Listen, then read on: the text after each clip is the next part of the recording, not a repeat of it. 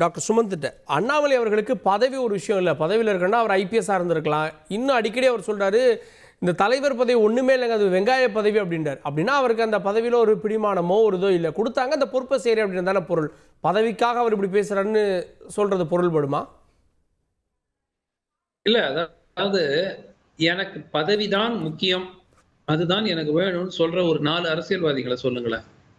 பதவிக்காக தான் நான் இருக்கிறேன், நான் மக்கள் சேவைக்கு எனக்கு பிரதானம் கிடையாது. ஒரு 4 அரசியல் தலைவர்கள் பேரை சொல்லுங்களேன் பார்க்கலாம் கார்கே.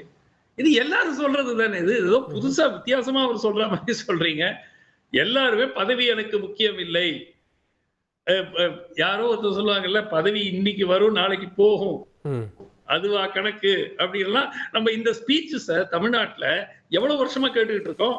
சோ அதை வச்சுக்கிட்டு பதவி முக்கியம் இல்லை அப்படின்னு அவர் நிஜமாவே கருதுறாருன்னு யாராலையுமே அவர் இன்னைக்கு அவர் ஒரு கட்சியில ஜூனியர், ஆனால் உடனடியாக கிட்டத்தட்ட ஒரு பதவி வழங்கப்பட்டிருக்கிறது. பாஜக அது ரொம்ப ரொம்ப ரொம்ப அன்யூஷுவல். நீங்க பாஜகனுடைய மாநில தலைவர்கள் எல்லாருமே எடுத்து பாத்தீங்கன்னா இந்த மாதிரி கட்சிக்கு 2 வருஷம் 3 வருஷத்துக்குள்ள, அன்லெஸ் அவங்க அரசியல்ல வேற ஏதாவது ஒரு கட்சியில 10-15 வருஷம் இருந்துட்டு வந்தவங்க, அந்த மாதிரி 1-2 கேஸ் இருக்கலாம்.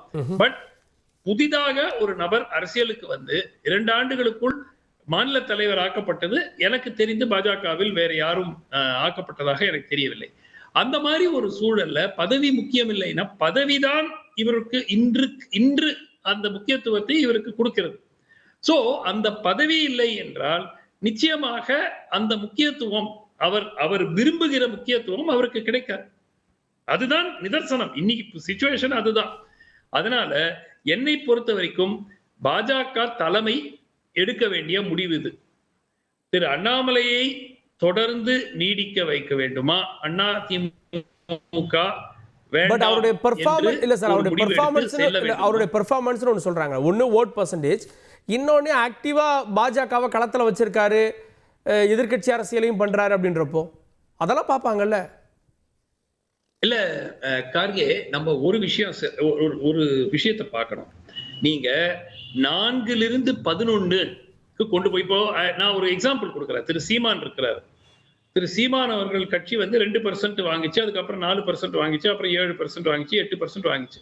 ஆனால் இன்று பரவலாக எல்லோரும் ஏற்றுக்கொள்ளக்கூடிய கருத்து, அது உடனடியாகவோ அடுத்த ஒரு 4 ஆண்டுகளிலோ அந்த 8%ங்கிறது 25% 30% மாறப்போறது இல்லை அப்படிங்கிறது. ஏன்னா அந்த பேஸ் அப்படிங்கிறது ரொம்ப நேரோ. திரு அண்ணாமலை அவர்களுடைய பேஸ் அந்த மாதிரி தான்.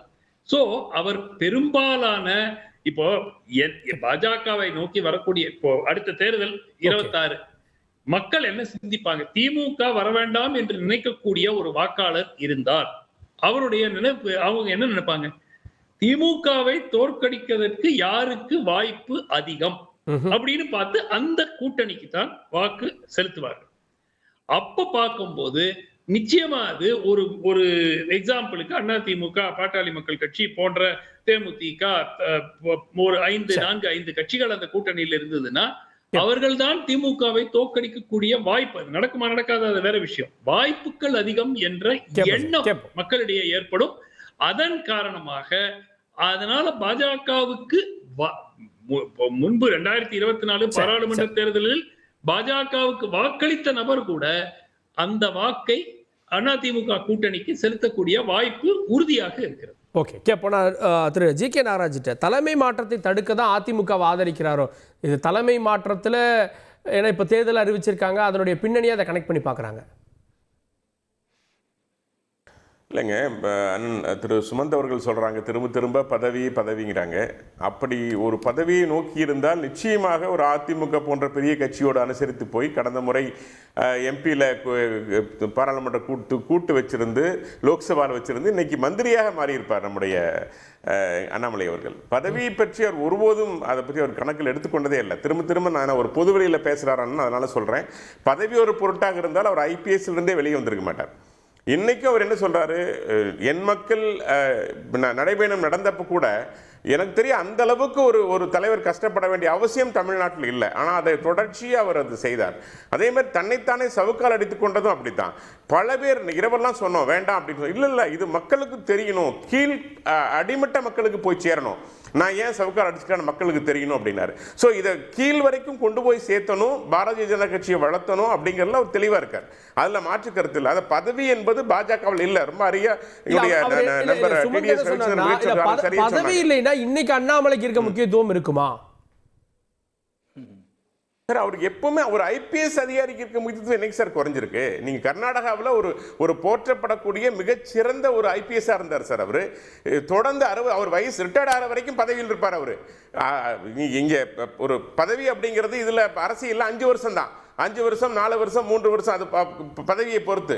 ஆனால் ஒரு கடைசி வரைக்கும் ரிட்டையர்ட் ஆகிற வரைக்கும் பதவியில் இருந்திருப்பார் ஐபிஎஸ்ல. அதை விட்டு ஏன் வரணும்? அதுவும் தன்னுடைய சிறு குழந்தைகள் 8 வயசு 7 வயசு குழந்தைகளை விட்டுட்டு அதற்கு நேரம் ஒதுக்க முடியாமல் தொடர்ந்து மக்களோடு இரவு 2 மணி வரைக்கும் 1 மணி வரைக்கும் ஏன் சார் அலையணும்? ஏன் கஷ்டப்படணும்? என்ன நோக்கம் இருக்குது உங்களுக்கு? அது வேணும்னா ஐபிஎஸ் படிக்க வேண்டிய அவசியம் இல்லையே. இன்னைக்கு எத்தனை அதிகாரிகள் ஐபிஎஸ் அதிகாரிகள் மாதிரி வந்திருக்காங்க, எல்லாம் ரிட்டையர்மெண்ட் ஆகிட்டு வேற வேலை இல்லை, அதுக்கப்புறம் செட்டில்மெண்ட் ஆனதுக்கப்புறம் வர்ற ஐபிஎஸ் அதிகாரிகள் ஐஎஸ் அதிகாரிகள் இன்னைக்கு அரசியல் நான் பார்க்குறோம். ஆனால் 38 வயசுல வளர்ற வயசுல அடுத்த கட்டத்துக்கு செல்ல வேண்டிய வயசுல வந்திருக்காரு அப்படின்னா அதோட நோக்கம் நீங்க பதவியிலன்னு புரிஞ்சிருக்கணும்ல. அதனாலதான் எனக்கு ரொம்ப ஆச்சரியமா இருக்கு. சுமந்த் அவர்கள் இது கூட புரிந்து கொள்ளாமல் திரும்ப திரும்ப பதவின்னு பேசுறது ஆச்சரியமா இருக்கு எனக்கு. நிச்சயமா இல்லை. ரெண்டாவது அவங்க சொன்னாங்க இது மாதிரி கூட்டணிகள் வந்து அதிமுக குறித்து பேசிட்டாங்க, திரும்ப சேருவாங்களா? வைகோ அவர்கள் பேசாத பேச்சா சார்? திமுக குறித்து எந்த அளவுக்கு மோசமா பேசினாங்க நீ தயவு செய்து போய் பாருங்க. அவர் பேசுறது எல்லாம் இப்படியும் கூட திமுக விமர்சிக்க முடியுமான்னு பேசினாரு. ஆனா இன்னைக்கு அந்த வைகோ சொல்றாரு 200 சீட்டுகளை வெல்வதற்கான துணை நிற்பேன்னு சொல்றாரு வைகோ. என்ன காரணம்? சரி அது விடுங்க, கூடா நட்பு கேடாய முடியும் அப்படின்னாரு. காங்கிரஸ் குறித்து பேசிய பொழுது நம்மளுடைய கருணாநிதி அவர்கள் சொன்னாங்க. ஆனா இன்னைக்கு 2 பேரும் பின்னி பிணைந்து எமர்ஜென்சியில் படாத கஷ்டமா திமுக? அதாவது அரசியல்ல நோக்கம் என்னங்கிறது முக்கியம். ஆனா திமுக தன் கூட்டணியை ஒன்றாக வைத்திருக்கிற நோக்கம் என்னன்னா தன் குடும்பம் தன்னுடைய அந்த சுயநலத்துக்காக வைத்துக் கொண்டிருக்கிறது, மக்களுக்கு எதிரான ஆட்சி செய்து கொண்டிருக்கிறது. ஆனால் அதை அகற்ற வேண்டும், மக்களுக்கு நன்மை செய்ய வேண்டும் என்று வருகின்ற அந்த புள்ளியை காட்டி தான் எதிர்க்கட்சிகள் நகர்வாங்க அப்படின்றாங்க. அதை நோக்கி தான் அண்ணாமலை நகர்றாரோ. திமுக ஆட்சி அகற்றணும், எந்த தியாகத்துக்கும் தயார். அது மட்டும் இல்ல, இன்னைக்கு விசிகாவே சார் நீங்க திருமாவளவனுடைய பேச்சை நீங்க பாருங்க. அவர் மரியாதைக்குரிய திருமாவளவன் பேசிய பேச்சு என்னவா இருக்குன்னு பாருங்க, பாலகிருஷ்ணன் அவர்கள் பேசிய பேச்சு என்னவா இருக்குன்னு பாருங்க. எல்லாருமே மக்கள் மனநிலையை நோக்கி நகர ஆரம்பிச்சிட்டாங்க. இன்னைக்கு மக்கள் வந்து திமுகவுக்கு எதிராக ஒரு வலுவான கூட்டணியை எதிர்பார்க்கிறார்கள். மக்கள் கூட்டணி பலமானது. அந்த கூட்டணி சார் அவர் இருக்கேன்னு சொல்றாரு சார். பட் நீ இதுவரைக்கும் அவர் மனசு எங்க இருக்கு விஜய் சொன்ன மாதிரி சொல்ல போறாரு. அவர் இருக்கேன்னு சொல்றாரு, நீங்க இல்லன்னு ஆட்சி அதிகாரத்தை நோக்கி இல்ல நான் சொல்லி முடிச்சிடுறேன். இல்ல சார் அவர் என்ன சொல்றாரு, ஆட்சி அதிகாரம் என்பது எங்களுடைய அஜெண்டாங்கிறாரு, தேவைங்கிறார் அவரு. அதுக்கான சூழல் கணியலன்னா அதை ஒத்துக்கிறார் போக மாட்டாரு சார். அவர் அப்படிதான் சொல்லுவார் சார். இன்னைக்கு அதிகாரத்தில் அவர் இருக்காரு. அதிகாரத்தில் அவர் வந்து திமுகவினால பல பலன்கள் பெற்றுக்கொண்டிருக்கிறது. இன்னும் 1 ஆண்டு காலம் ஆட்சி இருக்கிறது. அதை விட்டு அவர் வெளியே வரணும். அது எலெக்ஷன் சமயத்தில் முடிவு பண்ணுவாங்க. காங்கிரஸும் நிச்சயமாக மாற்றம் இருக்கிறது. நீங்க எதிர்பார்க்கிற மாதிரி எல்லாம் ஈஸியான ஒரு கூட்டணி திமுகவுக்கு மீண்டும் அமையும் சொல்ல முடியாது. ஏன்னா மக்கள் வெறுப்பை அளவில்லாமல் சம்பாதிக்கிற கூட்டணியாக இன்னைக்கு திமுக கூட்டணி இருக்கிறது. எங்கேயும் பெண்கள் நடமாட முடியலன்னு சொல்றேன். அந்த அளவுக்கு இன்னைக்கு மக்கள் பயந்து போயிருக்கிறாங்க. அதனாலதான் சொல்றேன், பதவியை பத்தி தயவு செய்து அண்ணாமலை அவர்களோடு கம்பேரே பண்ணாதீங்க. ஆனா இன்னொன்று சொல்றேன், மக்கள் எதிர்பார்ப்பு இருக்கிறது. மக்கள் எதிர்பார்ப்புக்கு மாறுபட்டு எந்த கட்சியில் நடந்தாலும் அந்த கட்சி தோற்கடிக்கப்படும். அதில் மாற்று கருத்து இல்லை. சரி, ஓகே. செய்திகளை உடனுக்குடன் தெரிந்து கொள்ள உடனே சப்ஸ்கிரைப் பண்ணுங்க.